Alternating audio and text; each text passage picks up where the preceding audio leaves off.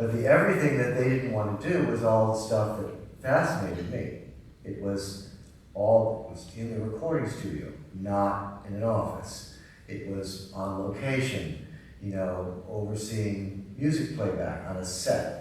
Whether it be a movie like Dick Tracy, where it was Madonna and Mandy Patinkin on the set performing, or something more modest. But working with the arrangers, the orchestrators, the copyists, the people who actually make the music happen.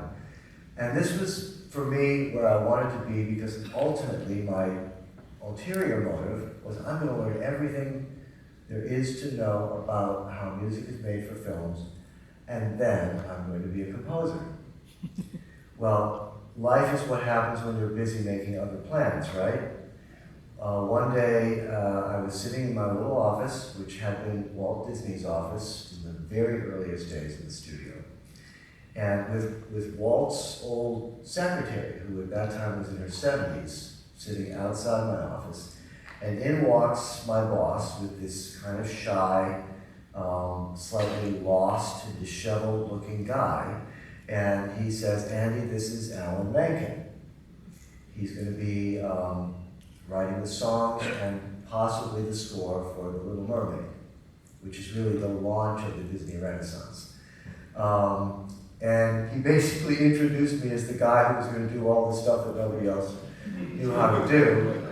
And that's where my life really changed, because for many years I just became, through Little Mermaid, Beauty and the Beast, and Aladdin, and all the way to Pocahontas, I was there for him and for that team.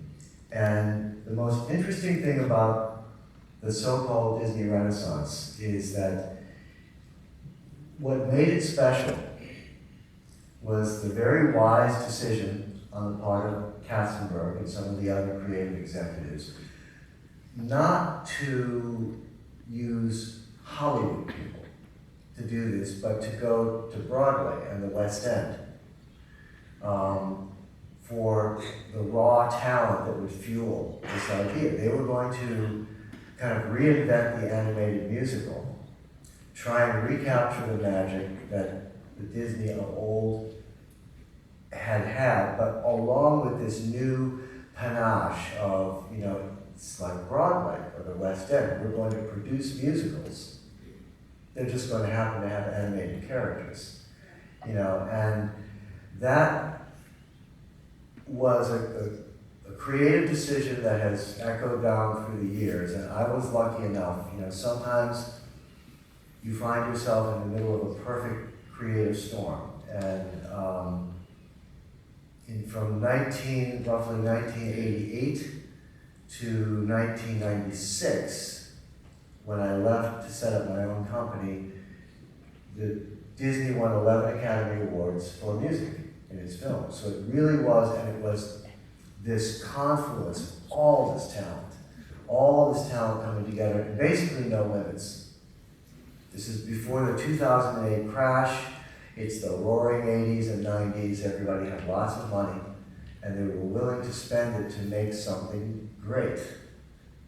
And now you see what happens after a while with studios, with any big commercial enterprises. They start to imitate their own success, and they start kind of recycling things. But what was amazing about this period was being there when something genuinely new was happening.